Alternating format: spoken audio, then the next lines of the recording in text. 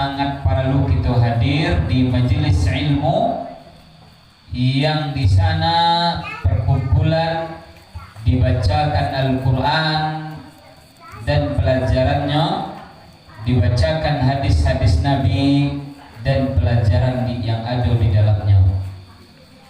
Alhamdulillah di masjid kita diadakan rutin minimal 2 kali sebulan. Alhamdulillah.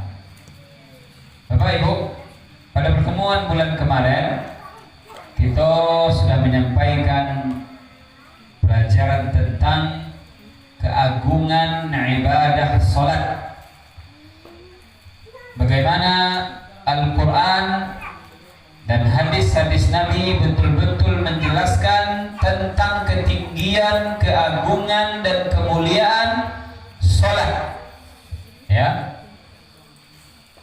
kita sudah bahas panjang lebar sekitar 1 jam kemarin itu, sertai ya beberapa faidah atau pelajaran yang kita bawa pulang. Di antaranya, Bapak Ibu yang kami hormati, bahwasanya salat ini adalah perintah tertinggi setelah iman, setelah akidah, setelah tauhid. Kemudian yang kedua, salat ini merupakan ya rukun Islam yang paling pokok setelah 2 kalimat syahadat. Kemudian juga kita sampaikan salat ini merupakan jalan menuju surga. Bahkan ada pintu khusus di surga itu, yaitu babus salati, pintu salat. Kemudian salat ini merupakan kuncinya surga. Kemudian salat inilah yang pertama sekali yang akan dihisab, yang akan ditanya nanti di akhirat. Kemudian salat ini merupakan nur, merupakan cahaya. Kemudian salat ini merupakan tanda keberhasilan dan keberuntungan seseorang. Seseorang akan dianggap beruntung, akan dianggap berhasil dunia akhiratnya kalau dia salat kepada Allah Subhanahu wa taala. Dan juga salat ini merupakan amalan nomor 1 atau amalan pertama yang sangat tinggi dalam agama Islam.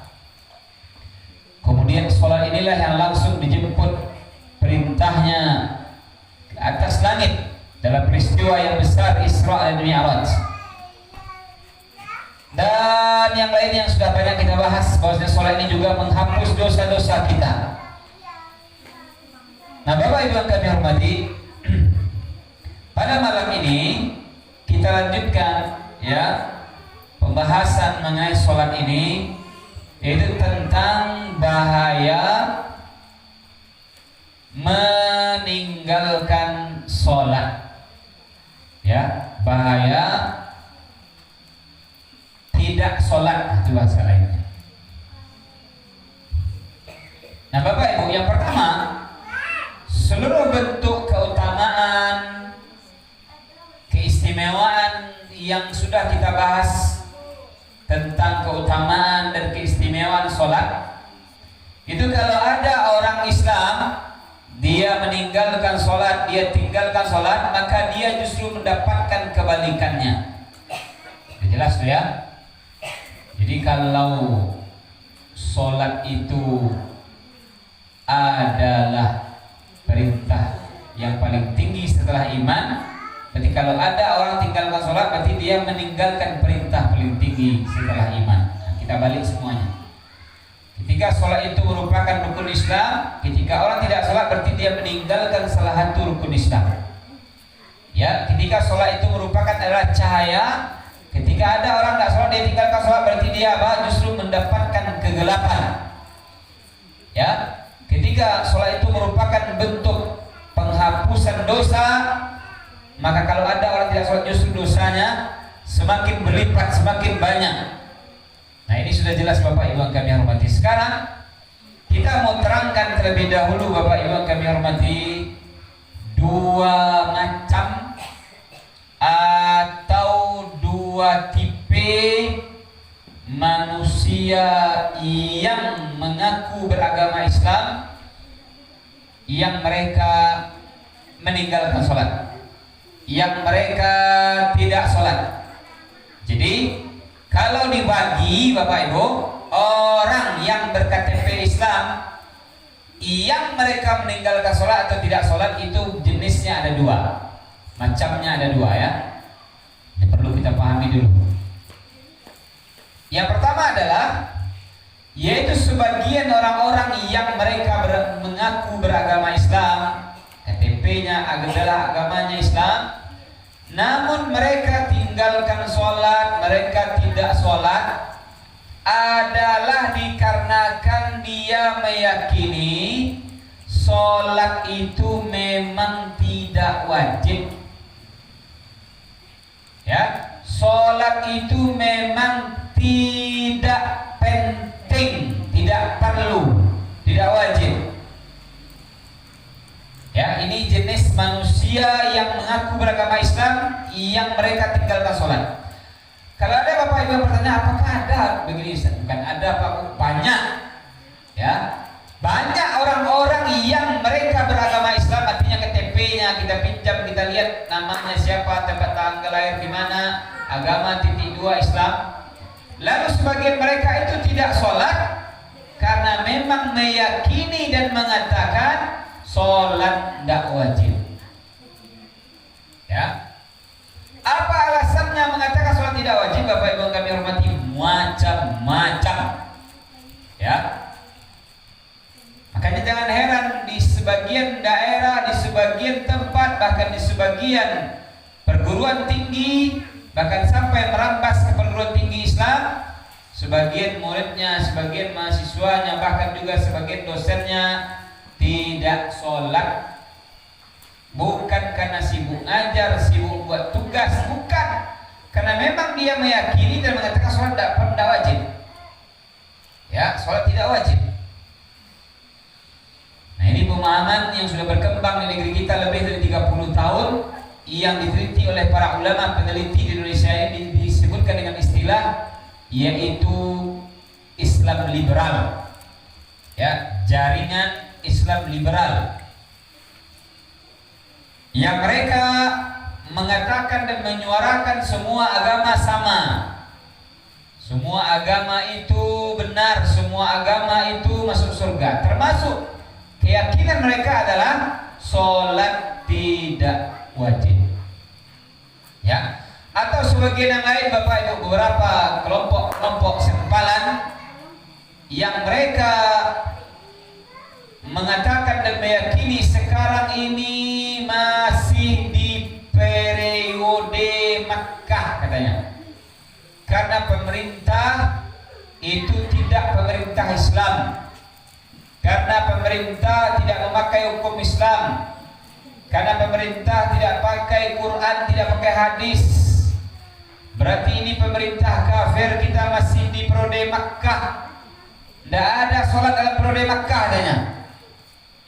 Ya, ini banyak sekali Bapak Ibu yang kami hormati. Dan juga alasan-alasan yang lain. Sebagian lain mereka karena sudah sampai di kaji yang tinggi, yang disebut dengan istilah sudah selesai pencariannya, sudah putri ma'rifatnya, sehingga Bapak Ibu tidak wajib lagi sholat, tidak perlu lagi sholat. Ya.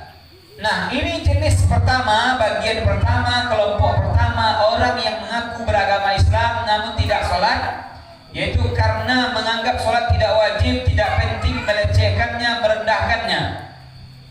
Nah, kalau model pertama ini Bapak Ibu yang kami hormati, ini adalah orangnya dan hukum seperti ini adalah murtad, keluar dari agama Islam. Ya, seluruh ulama Islam sepakat, tidak ada beda pendapat kalau ada orang menentang, mengingkari tentang wajibnya sholat, maka dia kufur, keluar dari agama Islam, bukan Islam itu. Ini Bapak Ibu kami hormati, ya. Berarti pembahasan kita bukan itu, bukan orang-orang jenis pertama ini. Ada pembahasan kita malam ini adalah pembahasan orang-orang Islam, orang-orang yang beragama Islam, namun mereka tidak sholat subuh, tidak sholat maghrib, tinggal asarnya, tinggal isyanya, tinggal Jumatnya laki-laki dan seterusnya, adalah karena sibuk. Dia tidak sholat karena sibuk kerja. Dia tidak sholat karena ada karajo. Dia tidak sholat karena lalo. Dia tidak sholat karena malas. Dia tidak sholat karena ada acara. Dia tetap mengatakan dan meyakini sholat wajib, sholat rukun Islam, sholat khusus ruku, sholat pahala gadang. Namun dia sendiri tidak sholat. Karena apa? Karena malas, karena sibuk, karena kerja, karena lala, karena jalan-jalan, karena nonton bola dan seterusnya, sehingga sholatnya tinggal. Dia sendiri masih meyakini sholat itu rukun Islam, sholat itu wajib. Ini pembahasan kita orang-orang ini, bukan pembahasan orang-orang yang melawan atau menentang kewajiban sholat, bukan itu. Kita bahasnya orang-orang Islam yang meninggalkan sholat karena malas, karena sibuk, karena kerja, karena alasan dunia. Nah, ini Bapak Ibu ya, kita bahas yang kedua ini. Nah, baik.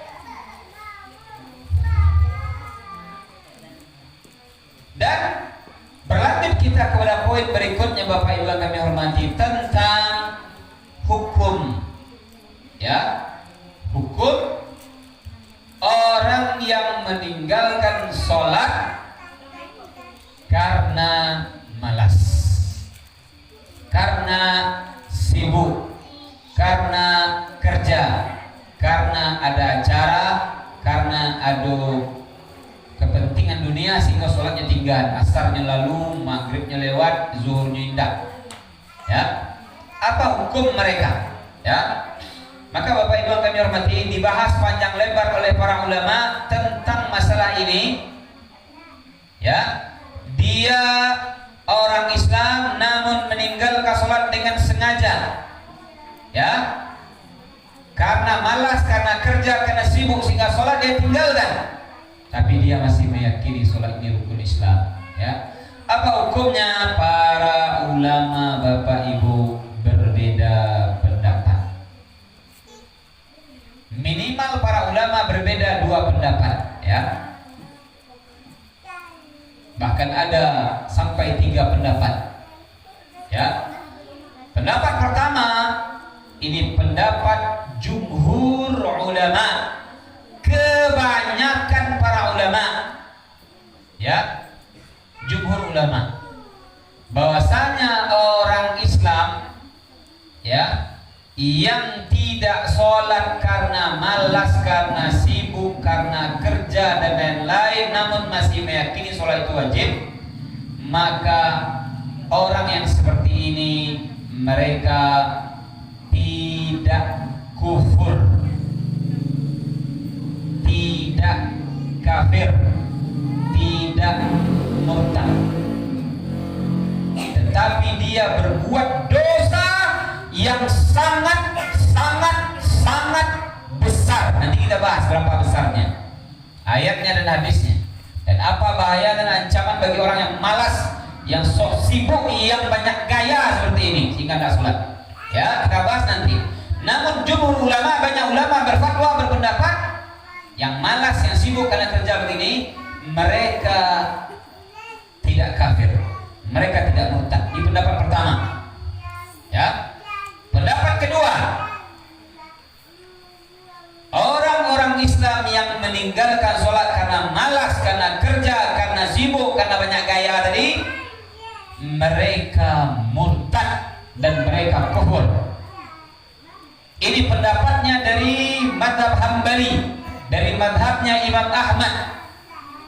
Bapak Ibu akan dihormati, dengan sebagian dalil dari hadis-hadis Nabi SAW yang menyebutkan tentang kufurnya orang yang meninggalkan sholat. Nabi tidak bedakan apakah dia melawan atau malas atau sibuk atau banyak gaya. Nabi hanya sebutkan kufur kalau tidak sholat. Maka sebagian ulama, yaitu ulama dari mazhab Hambali, di antaranya Imam Ahmad, maka yang tidak sholat karena malas, karena sibuk, dia kufur. Nah, ada dua pendapatnya. Ya. Kemudian pendapat ketiga dari pendapat para ulama tafsir dan ulama hadis, yaitu yang kufur itu adalah seseorang yang mereka betul-betul tidak sholat secara mutlak. Apa mutlak itu Pak Bu? Itu tidak sholat, memang total tidak sholat. Ini yang kufur di pendapat ketiga ya. Apa maksudnya total? Subuh, zuhur, asar, maghrib, isya, hari Senin, hari Selasa, Muharram, tidak. Syawal, tidak ada. Ramadan, tidak ada. Sholat Jumat, tidak ada. Sholat Idul Fitri, tidak ikut. Idul Adha, tidak satu. Sholat Tarawih, tidak ada di masjid. Sholat witir, tidak ada. Sholat jenazah, tidak satu. Tidak ada sholat. Ini yang kufur menurut pendapat sebagian ulama. Ya, berarti Bapak udah nampak bahwa ilmunya, gambarnya bagaimana pendapat para ulama terkait orang yang meninggalkan sholat bukan karena melawan, ya, bukan karena menentang, bukan karena meyakini dan mengatakan sholat tidak wajib, bukan, tapi dia malas saja. Ya, malas saja. Nah, sebagian para ulama menguatkan pendapat pertama Bapak Ibu yang kami hormati, yaitu mereka tidak kufur, ya, dengan beberapa hadis-hadis Nabi SAW yang mengisyaratkan tentang masalah ini, dan nanti kita bahas insyaallah taala, ya. Nah, jadi sebagian ulama hadis Bapak Ibu, sebagian ulama fikih menguatkan atau memilih bahwasanya orang yang meninggalkan sholat karena malas, karena sibuk, karena banyak gaya adalah mereka masih Islam, tidak kafir dan tidak murtad, selagi dia masih meyakini sholat ini rukun Islam wajib. Ya, ini pendapat sebagian ulama yang dibuat oleh sebagian peneliti seperti Syekh Albani dan yang lainnya. Dalilnya nanti saya bacakan, Bapak Ibu yang kami hormati. Tapi para ulama seluruhnya sepakat bahwasanya meninggalkan sholat adalah dosa yang sangat besar dan bahayanya sangat-sangat mengerikan.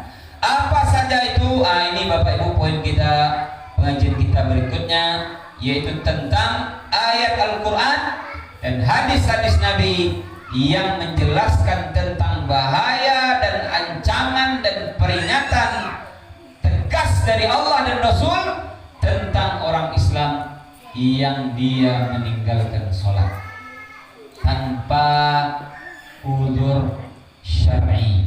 Apa udzur syar'i? Ibu lagi haid, itu memang nggak sholat. Ibu habis melahirkan darah nifas, iya memang nggak sholat. Ya, orang yang putih salai dua lay gimana lagi nggak sholat, ya. Anak-anak 10 tahun ke bawah, ya namanya anak-anak, ya gimana baru beranjak, ya. Atau orang yang sudah pikun, tidak tahu maghrib, tidak tahu subuh, ya, zuhur jadi satu jadinya, dan pikun, ya gimana lagi pikun, ya, itu namanya udzur, ya. Nah, ini selagi dia masih sehat, masih muda, masih wajar, masih normal, masih gagah, masih tidak ada halangan, lalu dia tinggalkan sholat, Bapak Ibu, dia tinggalkan maghrib, dia tinggalkan isya. Apa bahayanya, apa ancamannya? Kita lihat yang pertama, surat Maryam ayat 59, ya, surat Maryam ayat 59. Allah Subhanahu wa taala berfirman, فَخَلَفَ مِنْ بَعْدِهِمْ خَلْفٌ أَضَاعُوا الصَّلَاةَ وَاتَّبَعُوا الشَّهَوَاتِ فَسَوْفَ يَلْقَوْنَ غَيًّا. Bapak Ibu perhatikan, ini yang pertama dalil dari Al-Quran tentang bahaya dan ancaman meninggalkan sholat. Allah mengatakan, datang sesudah mereka itu pengganti yang buruk, generasi yang jelek, Bagaimana buruknya, bagaimana jeleknya? Maksudnya adalah bukan jelek dan buruk wajahnya, tetapi karena mereka menyia-nyiakan sholat, tidak perhatian dengan sholat, menyia-nyiakan sholat. Dan bentuk menyia-nyiakan sholat paling tinggi adalah sampai di titik meninggalkannya dengan sengaja, dengan alasan sibuk kerja, dagang dan segala macamnya, malas dan seterusnya. Lalu Allah Subhanahu wa taala mereka memperturutkan hawa nafsu, dan mereka kelak akan menemui penyimpangan atau kesesatan atau keburukan. Bapak Ibu yang kami hormati, kita perhatikan ayat ini. Allah Subhanahu wa taala menyebutkan tentang generasi yang buruk, ya, generasi orang-orang kaum yang jelek, ternyata adalah karena menyia-nyiakan sholat, sehingga dia adalah jelek, dia adalah buruk. Dan bentuk menyia-nyiakan yang paling parah adalah sampai meninggalkan sholat dengan sengaja. Kemudian Allah sebutkan memperturutkan hawa nafsu. Bapak Ibu Pak Cicie, orang yang meninggalkan sholat, bahkan tidak usah sampai meninggalkan dulu, orang yang lalai saja, lalai Pak Bu, atau maleh ya. Lalai ini gimana? Ini tunda-tunda. Beko lalu, tunggu lalu, nuntut tepi lu, lalok lu, mengalai lu, kerajo lu, mengopi lu, aminape lu, menonton lu, bekolah, lah mulai, bekolah, lalai Pak, ya. Nggak usah meninggalkan dulu, lalai saja. Itulah jole Pak, ulah jole inyo menurunkan hawa nafsunya, nada darah, ya. Orang yang lalai saja itu sudah jelas dia itu menurunkan hawa nafsunya. Yang perlu ini apa? Lalu mengalai, lala, menonton, bermain, sehingga beko sholat. Itulah jadi menurunkan hawa nafsu mah. Apalagi sampai meninggalkan sholat dengan sengaja. Ini sudah betul-betul mereka menurunkan hawa nafsunya, yaitu nafsu kepentingan yang kalama deh nafsunya, yaitu masalah dunia, masalah kelalaian. Ini Bapak Ibu. Lalu Allah sebutkan orang-orang seperti ini mereka akan menemui dan mendapatkan kesesatan, ya, penyimpangan atau kesesatan. Kalaulah sampai tidak sholat Bapak Ibu, kalaulah sampai meninggalkan sholat, itulah jalannya menyimpang, tidak di jalur agama Islam lain. Artinya apa? Menyimpang, babelok, kanai, meleset, ya. Bahkan sebagian ulama menyebutkan dalam ayat ini adalah lembah di dalam neraka atau jurang di dalam neraka yang disiapkan untuk orang-orang yang menyia-nyiakan dan meninggalkan sholat kepada Allah Subhanahu wa ta'ala. Ini yang Allah sebut dengan ghayya. Ini pendapat sebagian ulama tafsir tentang makna ghayya adalah lembah atau jurang dalam neraka. Nah, itu yang Allah ancam yang pertama sekali Bapak Ibu, tentang menyia-nyiakan sholat atau meninggalkan sholat kepada Allah Subhanahu wa ta'ala. Ini yang pertama ya. Kita lanjut yang kedua Bapak Ibu, udah setengah jam nih. Bentar ya Bapak Ibu perhatikan, bentar ya sudah ya. Yang kedua Bapak Ibu, yang kedua kita bisa lihat surah Al-Mudaththir ayat 42 sampai 43. Allah Subhanahu wa ta'ala menceritakan dan menyebutkan tentang orang-orang yang masuk neraka. Ya. Apa kata Allah Subhanahu wa ta'ala? Ma salakakum fi saqar? Qalu lam naku minal musallin. Ditanyakan kepada orang-orang yang dibakar, yang diazab, yang disiksa dalam neraka, yang disebut dengan istilah sakar atau neraka sakar. Hei, penduduk neraka sakar, orang-orang yang dibakar, yang diadab dalam neraka ini, kenapa kalian sampai masuk ke dalam neraka sakar ini? Mana kalian ke dunia dulu? Kok kalian sampai dicampakkan ke dalam neraka ini? Kenapa? Ditanyakan kepada penduduk neraka sakar tersebut. Maka orang-orang yang dalam neraka sakar tadi menjawab, apa kata mereka? Qalu, mereka jawab, lam naku minal musallin. Kami dulu di dunia meninggalkan sholat. Kami dulu di dunia indak sholat. Iku pangkabalanya, ya, sehingga inyo dicampakkan atau dimasukkan ke dalam neraka yang disebut dengan neraka sakar. Kenapa? Karena tidak dan meninggalkan sholat. Nauzubillah min dzalik. Jelas ini Bapak Ibu, ya. Allah menceritakan bagaimana bentuk penyesalan orang-orang yang ada dalam neraka sakar, yang azabnya begitu mengerikan dan azabnya begitu menakutkan. Yang Nabi menyebutkan dalam hadis-hadisnya, neraka itu, ya, panasnya berpuluh-puluh kali lipat daripada panasnya api dunia. Ya, ini Bapak Ibu, tidak main-main. Ya, betul-betul dilipat gandakan kelipatan panasnya atau anginnya api neraka tersebut. Sampai-sampai ulama hadis menyebutkan orang yang masuk neraka dan dia masuk neraka level paling ringan gitulah, paling sedikit diazab, paling ringan azabnya. Lalu ketika dia diazab tersebut, dia merasa seolah-olah dialah yang mendapat azab paling parah. Coba Bu, gimana cara melogikakannya lagi nih? Gimana cara membayangannya? Orang masuk neraka, dia dapat azab paling ringan. Bukan level 100, cuma level 1 dia dapat, cuma level paling kecil, level paling ringan.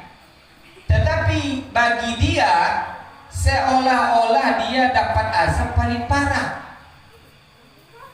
Ya, rasanya bagi dia, dialah seakan-akan yang paling merasa dalam neraka, padahal ini paling ringan dapat azab baru. Begitu gambaran penderitaan orang-orang yang masuk neraka. Nah, neraka sakar itu penduduknya atau penghuninya diantaranya adalah orang-orang yang dahulu di dunia tidak sholat atau meninggalkan sholat kepada Allah Subhanahu wa Ta'ala. Ini yang kedua Bapak Ibu kami hormati, ya. Kemudian kita lanjut. Yang ketiga lagi, ya kita akan sebutkan banyak sebagiannya saja. Allah Subhanahu wa Ta'ala berfirman dalam surah Al-Ma'un, kata Allah Subhanahu wa Ta'ala, fawailul lil musallin alladzina hum an salatihim sahun. Bapak Ibu, kata Allah Subhanahu wa Ta'ala, cilaku dan binasolah orang-orang yang sholat. Pokoknya Pak Bu, ya, haram hukumnya kita memotong-motong ayat tanpa dilihat lanjutannya atau dilihat sebelumnya atau dilihat tafsirnya dalam ayat yang lain atau hadis yang lain. Kalau hanya ambil sepotong saja, pacik saja, kok aja nilai cilaku orang-orang sholat, berarti tidak usah sholat, berarti kalau hanya diambil ayat saja. Ini Bapak Ibu yang hormati, ya, ayat itu dia saling menafsirkan antara satu dengan yang lainnya, baik sebelumnya maupun setelahnya maupun di ayat lainnya, atau ditafsirkan oleh hadis-hadis Nabi SAW, atau ditafsirkan oleh para sahabat-sahabat Nabi SAW. Ikulah kerajo para ulama, khususnya ulama tafsir, ya. Nah, ternyata yang cilaku, yang binasa, yang rugi ini siapa yang mereka sholat? Dijelaskan alladzina hum an salatihim sahun, yaitu orang-orang yang lalai dari sholatnya. Orang-orang yang lalai dari sholatnya. Lalai ini Bapak Ibu bentuk Ya, lalai sholat ini ragamnya tidak sama, beda-beda Bapak Ibu yang kami hormati. Ada lalai itu adalah lalai hati. Dalam makna apa? Kurang khusyuk atau tidak khusyuk. Ya, jadi badannya, fisiknya lain khusyuk. Khusyuk, tenang, rejak, kami nanti gagak.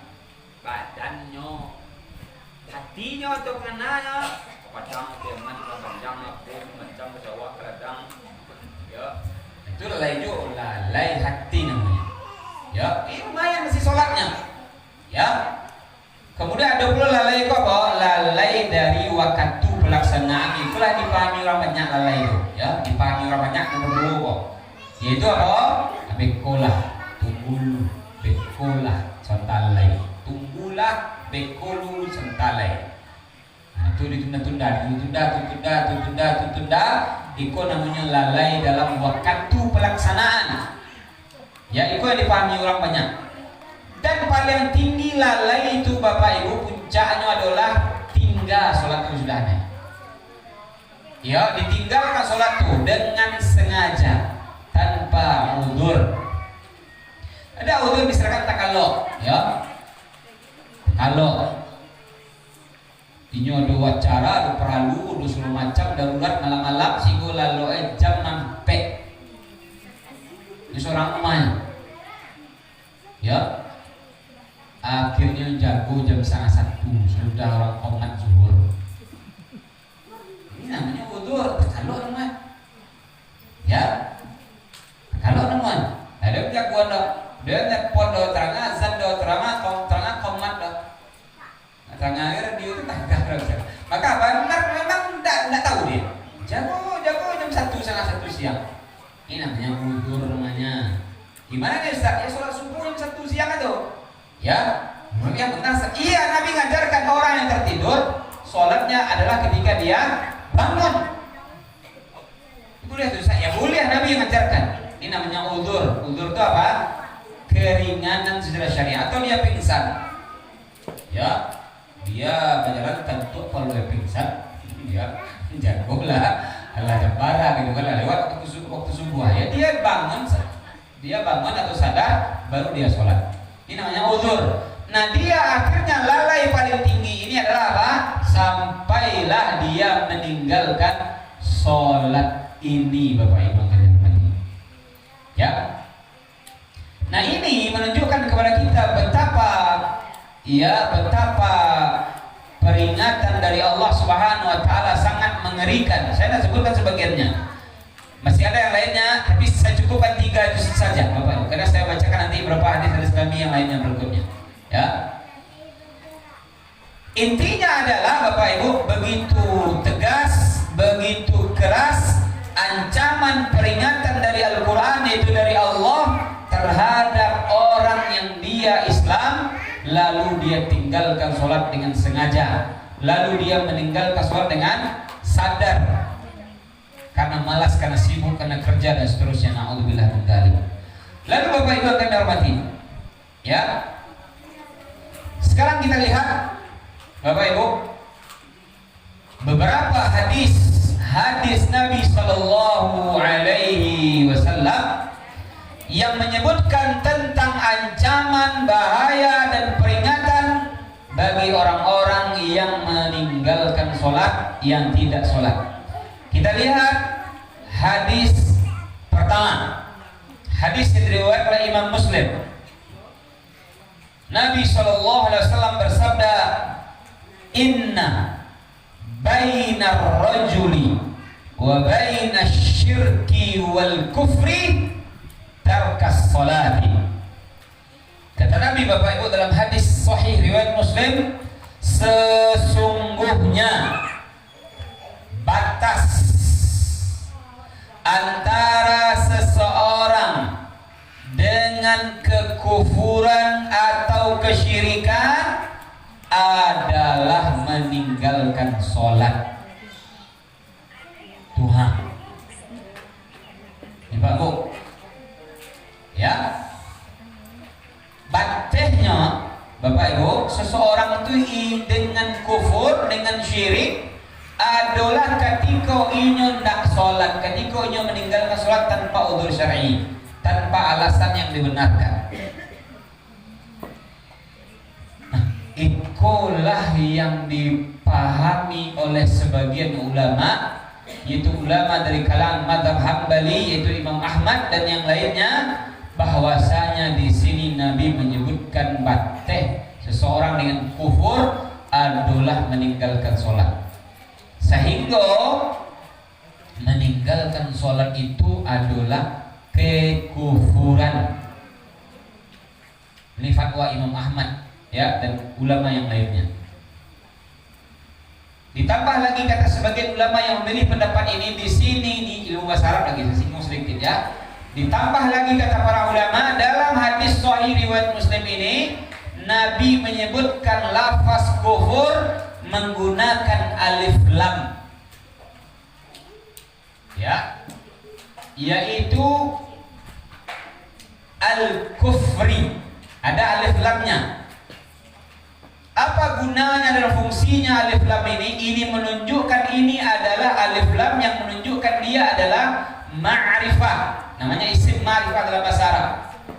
Ya, kalau ada alif lam itu menunjukkan dia ma'rifah. Dia diketahui ini adalah kufur akbar, kata ulama yang ini pendapat ini. Itu kufur besar.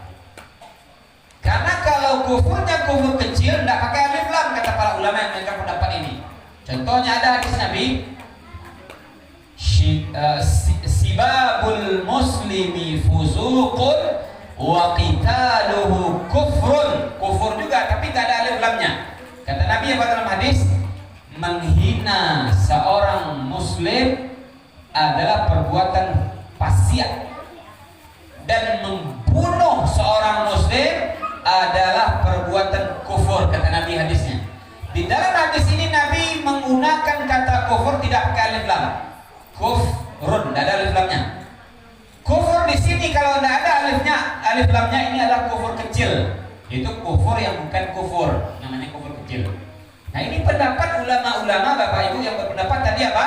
Kalau meninggalkan sholat maka apa bisa kufur. Nah, ini pendapat para ulama tadi. Tapi ini apa? Nanti disanggah atau dibantah oleh ulama lain. Maksudnya adalah bukan begitu. Karena tadi ada beda pendapat ya. Kita lanjut dulu. Kemudian hadis kedua Bapak Ibu, hadis riwayat Imam Ibnu Majah dan juga hadis riwayat Imam At-Tirmidzi. Nabi SAW bersabda, al-ahdul ladzi bainana wa bainahum as-shalah, faman tarakaha faqad kafara. Ini hadis kedua Pak Ibu, perhatikan ini ya. Rasulullah SAW bersabda, perjanjian antara kita orang Islam dengan mereka orang-orang kufur itu adalah sholat. Faman tarakaha, maka siapa saja yang meninggalkan sholat, faqad kafara, dia kufur. Ini hadis kedua. Hadis riwayat Imam Ahmad dan juga hadis riwayat Imam Ibnu Majah, Imam At-Tirmidzi dan yang lainnya. Nah, di sini Bapak Ibu, hadis ini juga Nabi sebutkan sekali lagi apa? Yaitu kufur. Ya, makanya sebagian ulama di antaranya Imam Ahmad dan yang lainnya mengatakan kalau tidak salah kufur. Dalilnya apa hadis ini? Dalilnya, dasarnya. Ini Bapak Ibu ya. Kemudian juga dalam hadis yang lain, hadis Imam Hibatullah At-Tabarani, kata beliau, bainal abdi wa bainal kufri wal imani as-salatu, fa idza tarakaha faqad asyraka. Antara seorang hamba dengan kekufuran dan iman adalah salat. Maka siapa yang meninggalkan sholat, maka dia syirik. Dalam hadis ini disebutkan syirik. Jadi ada kufur, ada syirik. Nah, inilah yang menjadi dalil oleh sebagian ulama bahwasanya kalau tidak sholat, kalau meninggalkan sholat, maka apa?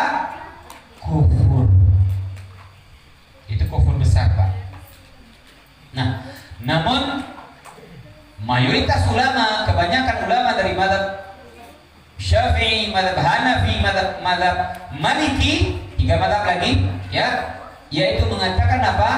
Kufur dalam ayat-ayat tadi, dalam hadis-hadis tadi adalah kufur kecil, bukan kufur besar, ya. Dan sehingganya orang yang meninggalkan sholat karena malas, karena sibuk, mereka tidak dihukumi kafir dan tidak dihukumi murtad dan tidak dihukumi keluar dari Islam. Ini pendapat mayoritas ulama tadi. Ya, Bapak Ibu yang kami hormati, kufur di situ adalah kufur kecil, yaitu kufur yang tidak kafir. Kufur kecil itu adalah kufur yang tidak murtad, kufur yang tidak kafir. Kufur yang tidak keluar dari Islam, kufur juga tapi tidak sampai kafir. Nah, ini pendapat mayoritas ulama. Apa di antara dalilnya? Saya bawakan dalilnya. Ini Bapak Ibu perlunya kita ngaji, ya. Yaitu sebuah hadis Nabi Shallallahu Alaihi Wasallam yang diriwayatkan Imam Malik dalam kitabnya Al-Muwatta dan ulama yang lainnya. Dari sahabat Ubadah bin As-Samit radhiyallahu anhu, beliau mengatakan Nabi bersabda, "Khamsu shalawatin katabahunna Allahu 'alal 'ibadi." Ada 5 salat yang Allah wajibkan bagi seorang hamba. Man ata bihinna lam yudayya minhunna syai'an istighfafan bihinna. Nabi mengatakan apabila seseorang itu dia betul-betul mengerjakan sholat, betul-betul dia mendatangi sholat tersebut tanpa dia menyia-nyiakannya sedikit pun jua karena menganggapnya enteng, maka ia memiliki perjanjian dengan Allah untuk masuk surga. Ya, kana lahu 'indallahi 'ahdun an yudkhilahul jannah, maka dia memiliki perjanjian dengan Allah untuk masuk surga. Perhatikan ini. Ya, yang mengerjakan sholat tidak menyia-nyiakannya, tidak menganggap remehnya, dia ada perjanjian atau jaminan dari Allah untuk Allah masukkan dia ke surga. Luar biasa Bapak Ibu, kalau betul-betul perhatian kepada sholat, ya. Lalu Nabi lanjutkan apa? Wa man lam ya'ti bihinna falaysa lahu 'indallahi 'ahdun in syaa'a 'adzabahu wa in syaa'a ghafara lahu. Ini poin kita. Pak, perhatikan sedikit lagi. Kata Nabi Bapak Ibu dalam hadis Imam Malik, hadis riwayat Imam Malik dalam kitab hadis Al-Muwatta, tapi siapa saja yang tidak mendatangi sholat, itu tidak mengerjakan sholat, maka tidak ada janji dari Allah untuknya untuk masuk surga. Kalau Allah berkehendak, Allah azab dia dalam neraka. Kalau Allah berkehendak, Allah ampuni dia. Catat poin terakhir, Allah ampuni dia. Hadis ini Bapak Ibu yang kami hormati, hadisnya sahih diriwayatkan Imam Malik dalam kitabnya Al-Muwatta, salah satu kitab hadis paling senior, paling tua, paling lama, ya, karena Imam Malik ini termasuk ulama yang sangat tua, ya, lebih tua dari Imam Syafi'i, daripada Imam Ahmad. Nah, di sini Nabi mengatakan siapa yang tidak mendatangi sholat, itu tidak mengerjakan sholat, maka tidak ada janji dari Allah. Apa kata Nabi? Kalau Allah berkeinginan, maka Allah akan azab dia. Kalau Allah berkeinginan, maka Allah akan ampuni dia. Nah, disinilah yang diambil oleh banyak ulama hadis, oleh banyak ulama tentang kalimat terakhir, kalau Allah berkehendak Allah azab, kalau Allah berkehendak Allah ampuni. Nah, ketika ada seseorang, Pak Bo, perhatikan ini, ketika ada seseorang yang dia ini masih mungkin Allah ampuni, itu menunjukkan dia tidak kafir. Itu poinnya, ingat itu. Ketika ada seseorang dia masih mungkin, masih ada peluang, masih ada celah untuk Allah maafkan, untuk Allah ampuni, itu menunjukkan dia tidak kafir dan tidak murtad. Ini pendapat para ulama hadis.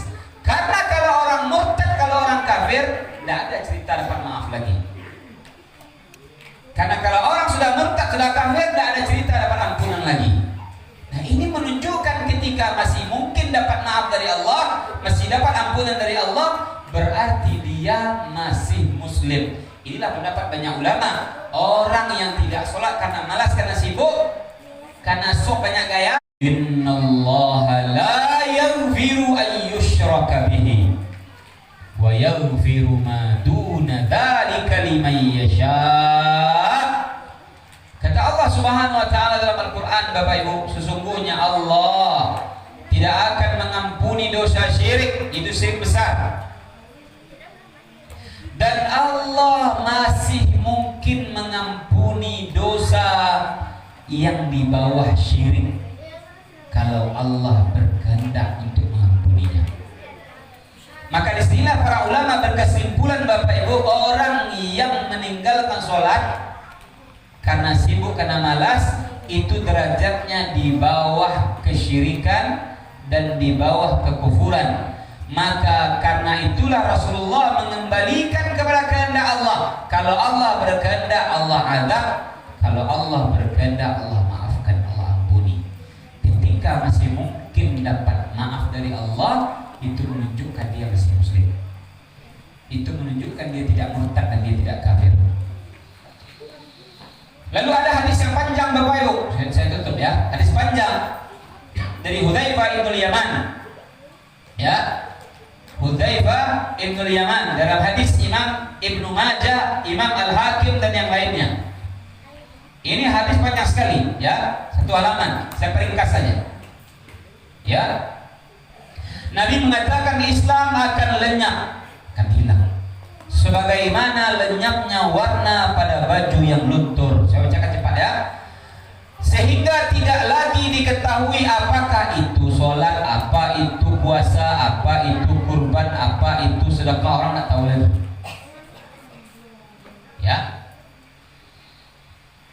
Kitabullah akan diangkat dalam satu malam sehingga tidak tersisa satu ayat pun di bumi. Tidak tersisa lagi. Ini Pak Bu. Tinggallah segolongan manusia, laki-laki dan wanita yang tua renta. Mereka berkata, kami dulu mendapati bapak-bapak kami mengucapkan la ilaha illallah. Ya. Maka kami pun mengucapkan la ilaha illallah. Kami beriman. Lalu salah seorang murid sahabat namanya Silah, ini tabi'in namanya, murid sahabat, dia komentar. Apa katanya? Apakah kalimat tauhid itu, apakah la ilaha illallah itu bermanfaat bagi mereka? Mereka nggak tahu sholat, nggak tahu puasa, nggak tahu kurban, nggak tahu sedekah. Lalu kata Hudzaifah, berpaling tidak menjawab. Hudzaifah ini Pak Bu sahabat Nabi. Hudzaifah ini Pak Bu murid Nabi ya. Sedangkan Silah itu murid Hudzaifah, itu tabi'in namanya. Silah ini masih tanya lagi, wahai guru, wahai Hudzaifah, laiba kunurinya kalimat la ilaha illallah itu. Sedangkan inyo tidak tahu sholat, tidak tahu puasa, tidak tahu kurban, tidak tahu sedekah. Hudzaifah berpaling tidak jawab. Ya. Lalu Silah tadi, orang tadi, muridnya tadi masih tanya lagi. Ketiga kalinya dia tanya, wahai Hudzaifah, apakah kalimat la ilaha illallah itu berguna baginya sedangkan dia tidak tahu sholat, tidak tahu puasa, tidak tahu zakat, tidak tahu apa sedekah, tidak tahu kurban?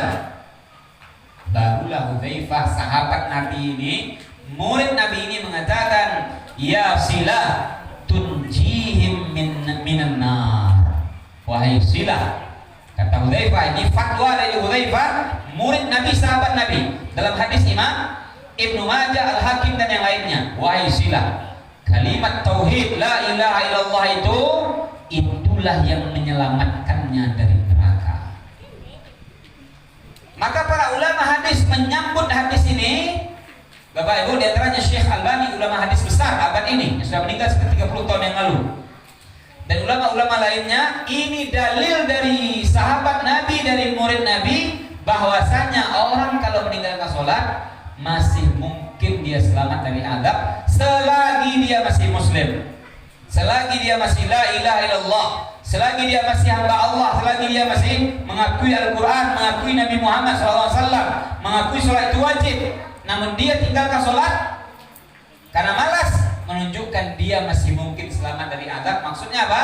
Dia tidak kafir, karena orang kafir tidak mungkin selamat dari azab. Naraku salamu-lamunya angkat biru. Nah inilah Bapak Ibu yang kami hormati, bahwasanya ya orang yang meninggalkan sholat karena malas, karena sibuk, alhamdulillah fatwa sebagian ulama mereka masih Islam. Ya, mereka tidak kafir. Hanya pendapat Imam Ahmad dan ulama lainnya yang mengatakan kufur. Nah, namun yang penting dari poin kita adalah apa? Ternyata Bapak Ibu kami hormati, walaupun demikian dia telah berbuat dosa yang sangat besar. Bagaimana besarnya? Kita bacakan hadisnya, wa in fasadat fasada sa'iru amalih. Orang kalau rusak sholatnya, kalau bolong-bolong sholatnya, kalau tinggal-tinggal sholatnya, kalau nggak peduli dengan sholatnya, maka kata Nabi apa? Maka rusak amal-amalnya yang lain. Rusak amal-amalnya yang lain jadinya. Jadi meninggalkan sholat itu virus, Bapak Ibu. Rusak jadinya karena jadi juga amal yang lain. Amal lain apa? Elok ke orang tua, jujur, baik pak, bersedekah, sopan, santun, elok laku. Banyak amal lain elok encalek. Tapi sholat tinggal, sholat bolong. Itu bisa rusak sudah amal-amal eloknya tadi. Gara-gara apa? Gara-gara meninggalkan sholat dengan sengaja. Karena malas. Berarti bahaya meninggalkan sholat. Bahaya sekali. Udah hadis lain yang disebutkan, wa in fasadat faqad khaba wa khasira. Kalau seseorang itu sholatnya rusak karena tinggal dan bolong, maka dia akan betul-betul mendapatkan rugi dan dia akan cilaku. Baik. Kalau bolong-bolong sholat, kalau tinggal-tinggal sholat, maka Nabi sebutkan dia rugi, dia sengsara. Semua orang tak mau rugi, Pak Bu. Semua orang tak mau sengsara, Bapak Ibu. Tetapi kalau sholatnya rusak, kalau sholatnya tinggal-tinggal, kalau sholatnya bolong-bolong karena sengaja, karena malas, maka Nabi katakan khaba wa khasira. Dia rugi, dia sengsara. Ini bahayanya dan peringatannya dari Nabi SAW. Bahkan dalam hadis lain, Bapak Ibu, wa man lam yuhafiz 'alaiha lam yakun lahu nurun wala burhan. Seseorang yang dia tidak memperhatikan sholatnya, tidak menjaga sholatnya, dia lalaikan sholat, dia tinggalkan sholatnya bolong-bolong, maka dia tidak punya nur, tidak punya cahaya. Galok dah sudah, kalam dah sudah. Dan dia tidak punya bukti di hadapan Allah Subhanahu wa taala menunjukkan dia muslim. Muslim itu buktinya sholat. Mana buktinya? Ketika sholat dia tinggalkan, tak punya bukti lagi. Lalu Nabi lanjutkan hadisnya apa? Wa kana yaumal qiyamati ma'a Qarun wa Haman wa Ubay ibn Khalaf.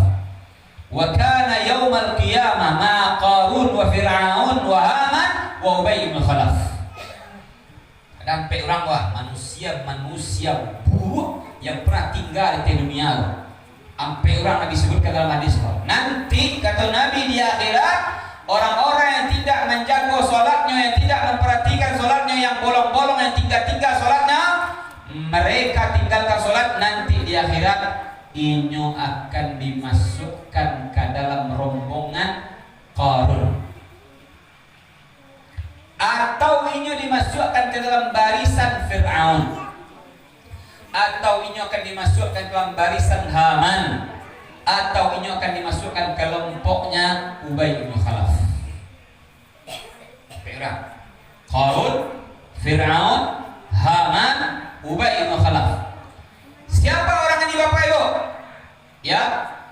Yang pertama adalah Qarun. Seseorang yang kufur kepada Allah, menentang Allah, tidak beriman kepada Allah, durhaka kepada Allah, ini karena dia bangga dengan hartanya. Ya, bangga dengan hartanya yang banyak sekali.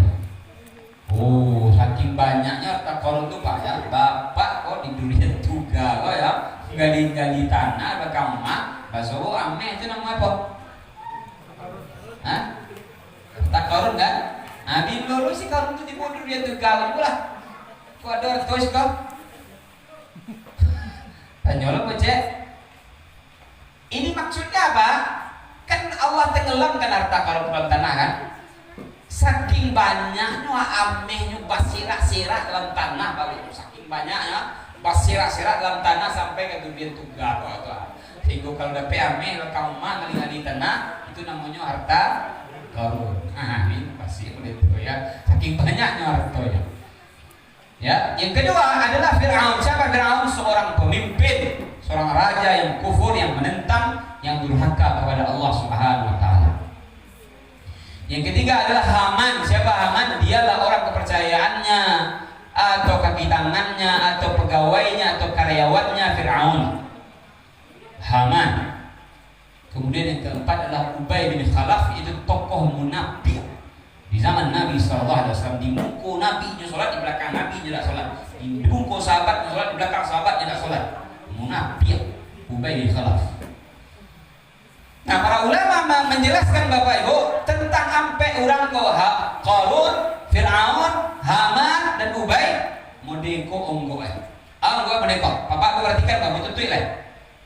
Kalau ada orang Islam meninggalkan sholat, tidak sholat karena kepeng, karena harato, karena cari kepeng, karena cari harato, itu masuk rombongan Qarun. Karena Qarun babnya harto tadi. Kalau ada orang Islam meninggalkan sholat, tidak sholat karena pangkat dan jabatan, ya, unyu pangkat, unyu jabatan, unyu penguasa, unyu tangan, unyu tokoh, unyu pejabat, itu tidak sholat, aku masuk rombongan barisan Fir'aun. Karena Fir'aun urusan itu pakai jabatan. Kalau ada orang Islam, inyo cuman karyawan, inyo cuman pegawai, inyo cuman bawahan, sok lo tuh, tidak sholat dah, meninggalkan sholat, iku masuk rombongan Haman, karyawan dan pegawainya Fir'aun. Ini cuman bawahan cuman, tapi tidak sholat dah. Karyawan cuman, pegawai cuman, orang bawah cuman, ya, bukan bos, bukan pemimpin, tapi tidak sholat pula dah. Aku masuk barisan Haman. Si Haman itu adalah karyawan pegawai Fir'aun. Lalu yang keempat, kalau ada orang Islam, ya, yang kadang sholat, kadang tidak, kadang sholat, kadang tidak. Rami orangnya sholat, ada orangnya tidak sholat. Kalau poso sholat, kalau nak pun tidak sholat dah. Hari Raya sholat, kalau tidak sholat. Jadi sholatnya waktu dinyonya. Ya, orang raminya sholat, ada orangnya tidak sholat, ketinyo, berarti muka dua. Itu masuk rombongan Ubay. Sebagaimana dulu Ubay bin Khalaf apa? Di buku Nabi sholat, di belakang Nabi tidak sholat dah. Di buku sahabat sholat, di belakang sahabat tidak sholat dah. Itu masuk rombongan Ubay. Jadilah jadi orang buat cicik itu. Itu ancaman namanya, atau peringatan namanya Bapak Ibu, bagi Muslim yang meninggalkan sholat atau melalaikan sholat. Bukan berarti inyo sama aja Fir'aun, tidak. Kalau sama Fir'aun nanti kafir tidak. Mukasinya diancamnya masuk barisannya, softnya, kelompoknya. Bukan berarti inyo sama kayak Fir'aun. Kalau sama Fir'aun kafir lah kita jalekan tadi tidak kafir. Kenapa banyak ulama ya? Kalau sama aja Qarun berarti kafir berarti. Bukan sama aja Qarun, tidak. Masuk rombongan. Apa kasih masuk rombongan? Itu kasihnya adalah dihinakan. Itu maksudnya apa Bapak? Dilecehkan, direndahkan dia. Masuk ke rombongan gua masuk ke rombongan cilakuinyo, itu kasihnya poin itu. Gara-gara apa? Karena meninggalkan sholat, karena tidak sholat. Lalu yang terakhir, aku bawakan fatwa Syekhul Islam Al-Imam Ibnu Qayyim, ulama besar dalam bidang hadis dan tafsir. Beliau meneliti Quran dan meneliti hadis-hadis Nabi SAW, sampailah beliau di kesimpulan, beliau tulis dalam kitabnya Hukmu Tarkis Shalah. Ternyata dalam Al-Quran dan dalam hadis kalau dikaji seluruhnya semua, maka dosa tidak sholat karena malas, karena sibuk, karena banyak gaya, itu dosanya lebih besar daripada dosa mencuri atau merampok. Dosa tidak sholat, meninggalkan sholat, itu dosanya lebih besar daripada dosa berzina atau malonte. Dosa meninggalkan sholat atau tidak sholat itu dosanya lebih besar daripada dosa bunuh orang. Ini fatwa dari Imam Ibnu Qayyim di kitabnya Hukmu Tarkis Sholat. Beliau peneliti Quran hadis baru. Maksudnya apa poinnya di sini? Meninggalkan sholat, tidak sholat dengan sengaja karena sibuk, karena malas, ini dosanya tidak main-main. Ini dosanya besar, walaupun mereka masih Islam. Ya, tercatat tadi ini pendapat banyak ulama tadi ya, dia masih Islam, dia tidak kafir, cuman dosanya sangat mengerikan dan dosanya sangat besar. Tapi karena orang tidak pada ngaji, tidak pada mendengarkan penjelasan Quran dan penjelasan hadis-hadis Nabi SAW, sehingga tidak sholat dianggap sepele, tidak sholat dianggap remeh aja. Giliran ada orang kampung merampok atau mencilok, habis dicaci maki dia orang. Tapi giliran ada orang tak sholat, aneh orang. Giliran ada anak nagari malonte atau melacur, dicaci maki dia orang. Tetapi kalau ada anak nagari tak sholat, aneh apa? Ketika ada pemuda kampung membunuh anak oleh nagari, hancur api buruan orang, pembunuh tadi. Kalau ada orang kampung nak sholat, anyang perempuan. Padahal Bapak Ibu, dosa tidak sholat lebih besar daripada merampok dan mencuri. Dosa tidak sholat lebih besar daripada berzina. Dosa tidak sholat lebih besar daripada membunuh orang. Ini fatwa dari para ulama. Ini artinya apa? Tidak sholat ini berbahaya Bapak Ibu. Tidak sholat ini mengerikan sekali. Sehingga betul-betullah kita hendaknya punya perasaan iman, sehingga kita luangkan waktu untuk sholat. Tidak ada citoro siawa abang kewa barakayowa barai batwa baragadangwa yang mau sholat tetap. Tidak ada cerita zuhur sholat zuhur dulu, kalau asar sholat asar dulu, kecuali wak haid ya memang tidak sholat, kecuali wak nifas memang tidak sholat, kecuali wak lagi lo yang memang tidak sholat doang, kecuali wak anak nenek umur 7 tahun memang tidak sholat doang, kecuali wak pikun memang tidak sholat. Tapi kalau awak masih normal, awak muslim Bapak Ibu, muslim, didikan dia Allah, ciptaan dia Allah, dia rezeki dia Allah, ya dia udara dia Allah, dia kaki, dia mata, dia telinga, dia jantung, dia paru-paru, dia sendi, dia air, dia karaju, dia nikmat oleh Allah. Kok tinggalkan sholat? Kok kita tinggalkan sholat? Ikut di mana syukur kita kepada Allah Subhanahu wa taala? Memang sholat itu 10 jam lah mau maknanya 6 jam, 5 jam sholat itu enggak. Sholat itu cuma 5 menit sampai 10 menit. Bentar. Sholat tak Bapak Ibu. Nabi Muhammad itu, beliau itu presiden, bahkan dia presiden namanya apa Bu? Khalifah namanya. Khalifah itu apa? Presiden kaum muslimin seluruh dunia, itu nama khalifah. Presiden Nabi itu tuh. Beliau juga komandan perang, komandan jihad. Kalau bahasa Indonesia itu adalah Panglima TNI, Jenderal Ditampek Nabi itu istilah kini Indonesia. Dan Nabi itu yang memegang kunci Baitul Mal. Bahasa Indonesia beliau itu, Nabi itu Menteri Perekonomian. Dan Nabi itu istrinya banyak yang kan dia nafkah. Dan Nabi itu guru paling sibuk. Ya, jadwal mengajarnya, nasihatnya, pendidikannya banyak. Walaupun beliau presiden, panglima perang, menteri ekonomi, istrinya banyak, nafkah banyak, karajo banyak, tapi yang namanya sholat tetap. Dah, itu tinggal sholat. Sampai beliau mati tetap sholat. Maka kalau ada pengajian-pengajian tingkat tinggi, kecil lah putri maripai, sehingga nyolah bahasa tujuh Allah, sehingga nak sholat lain, ikulah keluar dari petunjuk Nabi. Nabi sampai meninggal tetap sholat. Berarti inyo baru putih maripai baru lah tinggal sholat. Hebatnya itu baru Nabi lain. Nauzubillah min dzalik Bapak Ibu. Ya, maka ini perlu kita waspadai yang model-model pengajian begitu, yaitu apa? Sudah tinggi sehingga nak sholat lagi. Sholat bagi dia apa? Cukup ingat Allah saja, tidak perlu berwudu, tidak perlu ke masjid, tidak perlu berdiri, tidak perlu menghadap kiblat, tidak perlu takbir, tidak perlu baca surat Fatihah, tidak perlu rukuk, tidak perlu sujud, tidak perlu salam. Sholatnya apa? Nyulat putih maripet, kajilah tinggi, di kanan aja Allah selayang, sudah sholat zuhur ya. Ini meleset nih Bapak Ibu, menyimpang ini ya. Berbeda dengan ajaran syariat Nabi Sallallahu Alaihi Wasallam. Bapak Ibu akan dihormati. Jadi kesimpulannya ternyata betul-betul bahaya, betul-betul mengerikan seseorang yang meninggalkan sholat. Tapi Pak Bu, kalau ada di sebuah nagari, sebuah kampung, ya, ada di mama alim ulama, cedek pandai, tokoh agama, tuang kubuya labai, yang sampai-sampai mereka tidak mau mensolatkan orang tidak sholat. Nah, mungkin mereka milih pendapat Imam Ahmad tadi, ya. Atau kalau ada Pak Gua, Pak Wali nikah, yang kalau sampai wali nikah itu tidak sholat, tidak boleh jadi wali dah. Ini mungkin Pak Gua tadi memilih pendapat Imam Ahmad tadi yang mengatakan tidak sholat bisa kufur. Itu pandai-pandai lo menghargai pendapatnya. Kalau itu pendapat baca oleh, ya, selabai tuangku buya sebagian mungkin di kampung-kampung atau Pak Gua kalau tidak sholat, tidak sholat. Tuh sholatnya dasar. Ya kalau tidak sholat tidak bisa di wali nikah, Pak sholat dah. Nah ini Bapak Ibu kami hormati. Berarti apa? Masih ada itu sebagian daerah tuh.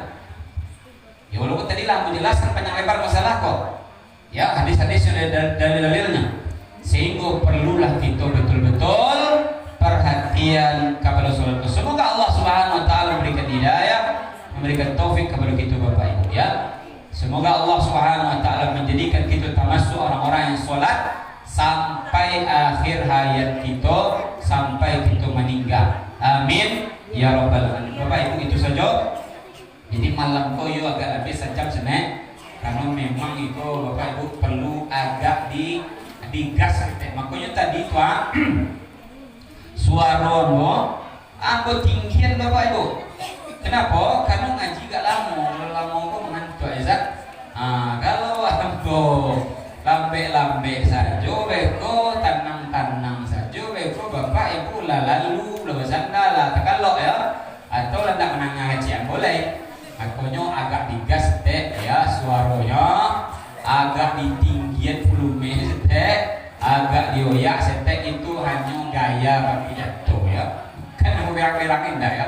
Itu hanya nama seni berpidato. Itu kalau dalam lomba pidato ada ilmu itu ya. Kamu betul-betul memang anak lomba pidato ya, tidak lomba khutbah Jumat atau siapa ya Bapak Ibu. Jadi alhamdulillah, jadi Bapak Ibu mudah-mudahan dengan seluruh pengajian kita tadi dapat kita ambil ibrahnya, pelajarannya. Memanglah kita perlu perhatian kepada sholat kita. Darah daging dalam agama kita adalah sholat iko nak kita bawa kepada Allah Subhanahu Wa Taala Bapak Ibu. Mudah-mudahan Allah berikan taufik untuk kita bersama. Barakallahu fikum. Subhanakallahumma bihamdika asyhadu an la ilaha illa anta astaghfiruka wa atubu ilaik. Assalamualaikum warahmatullahi wabarakatuh. Bapak Ibu hadirin yang hormati, seiring dengan ceramah Ustaz tadi, ayat Al-Quran menyampaikan bahwa wasta'inu bis-sabri was-salah. Minta tolonglah kamu kepada Allah itu dengan sabar dan sholat. Ternyata di samping dari bahaya meninggalkan sholat seperti yang sudah dibahas oleh Ustaz dan guru kita pada malam hari ini, ternyata di dalam Al-Quran sholat juga menjadikan sarana untuk kita minta tolong. Jadi kebaba agewa dalam doa minta tolong kita dengan sholat. Sakit awak minta tolong kita dengan sholat. Susah awak minta tolong dengan sholat. Faktanya banyak orang semakin sakit semakin tidak sholat. Pada sholat lutut sakit, pada sholat pinggang sakit, dan lain-lain. Pada sholat kepala sakit. Padahal sholat itu adalah sarana media untuk kita minta tolong kepada Allah Subhanahu Wa Taala. Ada di sana beda tiap mana sholat kadang itu. Baik Ibu dan Bapak, Tadi ada 4 kelompok, kita tidak tahu kita masuk kelompok mana. Ada kelompok Qarun tadi, ada kelompok Fir'aun, ada kelompok Hanan, ada pula Haman, ya kan? Dan terakhir ada kelompoknya Ubay. Nah, ibu-ibu tadi ada namanya. Nah, Ustaz, katanya kalau kelompok mayang pulai kamu masuk itu Ustaz. Nah, sebab sumayang tu banyak lo tinggal ketika mayang pulai, mayang nak dago, majalang. Nah, banyak tinggal kamu masuk itu. Bapak, masyarakat kita meninggalkan sholat itu macam-macam ya.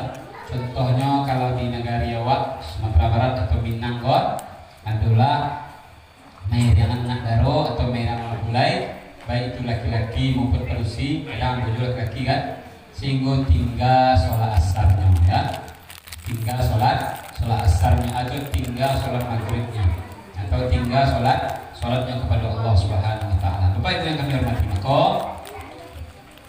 itu sebuah kekeliruan ya, yang perlu kita betul-betul mawanti-wanti. Main mantan anak daro, mantan marapulai, main yang anak daro, main yang marapulai, itu hukum asalnya mubah saja, boleh saja. Ya, artinya para mirami, pekandu kita gembira dengan aliknya dan semacamnya. Namun yang namanya sholat kita kondisikan, yang namanya sholat kita usahakan jangan sampai tinggal. Ya seindah-indahnya walaupun mungkin pendapatnya lemah ya, kita bisa menjamak ya, walaupun pendapatnya mungkin oleh sebagian guru kita itu tidak sampai, karena jamak kok untuk orang-orang tertentu ya, tapi seindah-indahnya sampai tinggal lah gitu. Makanya pandai-pandailah Bapak Ibu mengkondisikan bagaimana sholat tetap takarajuan 5 menit 10 menit, kemudian main yang mulai mantan lalu tetap dulu barang mirami ya. Insya Allah bisa mengkondisikannya, di mana ada semangat tekad itu ada jalan.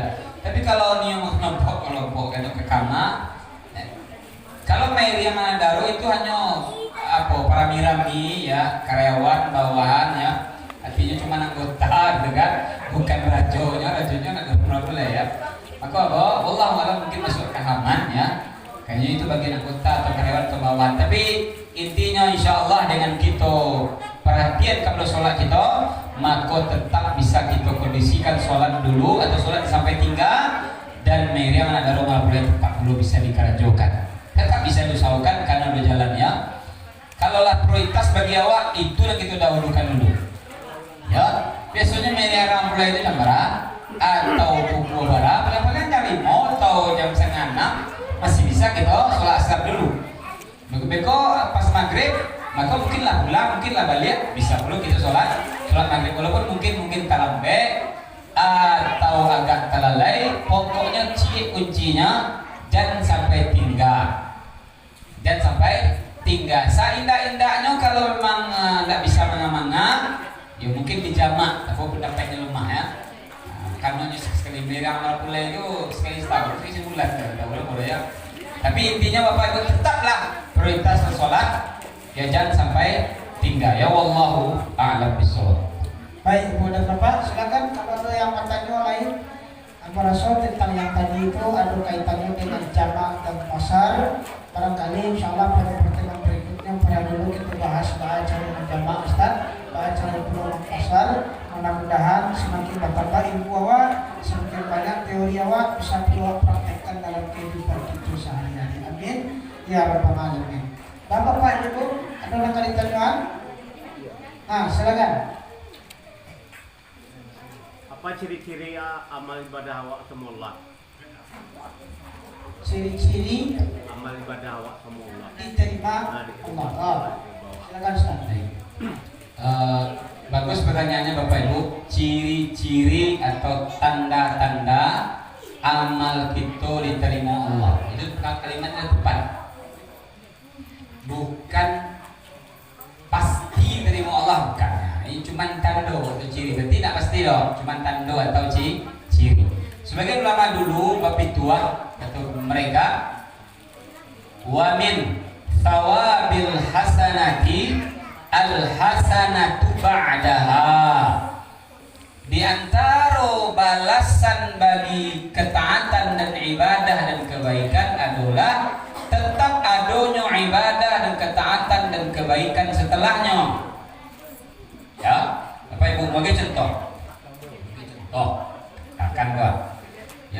ada seseorang tuh puasa Ramadan penuh, ya, dan sholat malamnya, sholat tarawihnya penuh.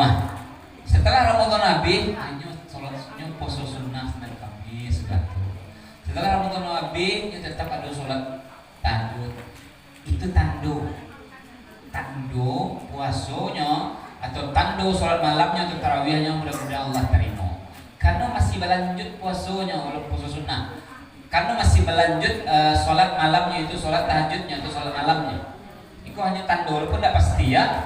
Maka di antara tanda ibadah diterima adalah kita melakukan ibadah tarawih, atau kita melanjutkan dengan ibadah-ibadah yang lain, atau kita justru menambah dengan ibadah-ibadah yang lain, maka itu adalah tanda. Namun sekali lagi tidak bisa pasti Pak, karena pasti itu urusan Allah. Makanya ulama dulu mengatakan kalau ada kepastian dari Allah, amal ambo pasti Allah terima, cukup cie saja, tidak usah 2, tidak usah 10, tidak usah 1, cie saja. Misalkan ambo elok kama ambo, itu amalmu cie misalkan, itu Allah terima. Ambo orang Islam, ambo beriman, ambo lagi sholat, lalu ambo punya amal cie apa? Elok, baik, sopan, beradab, kama. Itu yang Allah terima, cie amal itu cuman. Maka kata ulama dulu apa? Ambo berharap mati saat tujuh atau mati hari tujuh, karena lah ada kepastian dari Allah amal boleh diterima Allah cie, yaitu apa? Elok kama. Ya, kok contoh tapi kok amal orang tuh misalkan apa? Elok kana, elok ke tetangga, yo mungkin menjaga kebersihan amalnya, atau suku bantu orang miskin, atau suku bertasbih, atau mungkin suku baca Quran. Ya banyak amal tuh. Cukup satu saja amal Allah terima kalau pasti. Maka ulama dulu baru mati hari tujuh. Kenapa? Karena Allah mengatakan dalam Quran, innama yataqabbalullah atau yataqabbalullah minal muttaqin. Allah hanya menerima amal itu bagi orang bertakwa. Kalaulah amal kita pasti Allah terima, itulah masuk rumah bertakwa waktu. Cuman kan yang namanya pasti itu tidak urusan Allah. Pasti itu urusan Allah. Bahkan Pak Bu, ulama hadis dulu itu kan mencari hadis. Di mana ada rawi hadis dituri walaupun jauh panah, berhari-hari menurut ulama itu tidak masalah. Ya, udah mana ulama hadis dulu. Kata ulama hadis dia turun Imam Az-Zahabi, beliau mengatakan, ambo tidak berani memastikan satu hari saja, ambo pasti ikhlas mencari hadis, tidak berani memastikan saja. Ya, karena apa? Yang namanya pasti ikhlas, tentu Allah terima. Yang namanya pasti kita tidak bisa, cuman tando atau ciri mudah-mudahan. Ya terus cirinya apa? Ibadah itu terus dilanjutkan, bahkan ibadah itu bertambah dengan ibadah-ibadah yang lain. Itu menunjukkan ibadah sebelumnya diterima oleh Allah, mudah-mudahan. Nah, itu saja mudah-mudahan ya. Wallahu a'lam. Karena itu tidak pasti, makanya ada doanya. Rabbana taqabbal minna salatana wa siyamana wa ruku'ana wa sujudana wa qu'udana wa taqasyu'ana wa ta'amudana wa tammim taqsirana ya Allah ya arhamar rahimin. Ya Allah, terimalah salatku, terimalah puasaku, terimalah segala ibadahku, terimalah rukuku, terimalah sujudku, terimalah pengabdianku. Artinya karena itulah pasti, maka kita minta kepada Allah untuk diterima. Mudah-mudahan. Baik ibu-ibu dan bapak-bapak hadirin yang hormati, terima kasih atas kehadiran Tito Sabdoyo yang hadir pada malam hari ini. Mudah-mudahan kita yang hadir pada malam hari ini mampu mengambil iktibar pelajaran dari apa yang disampaikan oleh Ibu dan Ustaz kita tadi. Silakan dinikmati hidangan yang sudah disediakan. Baik, apa tuh? Banyak maaf bila taufiq wal hidayah. Assalamualaikum.